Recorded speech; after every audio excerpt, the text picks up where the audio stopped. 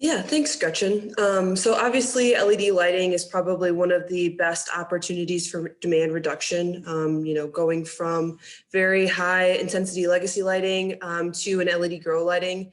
I'll have an example in a couple of slides, but there's serious demand savings to be had. Like Gretchen said, I work on the Illinois ComEd program, very similar regulations to Massachusetts, and I think we're seeing similar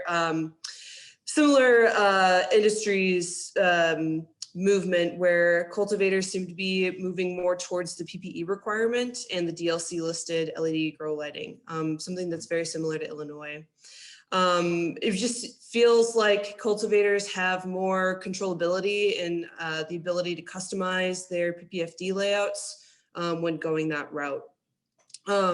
Nick kind of outlaid some great ways for balancing grow rooms, and we'll talk about that in a second. But that's something that we've talked with our customers, adjusting our grow rooms so that every grow room is not turning on right at the same time, and then potentially coupling that with dimming controls where we're slowly bringing on the lights to more naturally reflect sunrise and sunset versus just a really harsh on and off.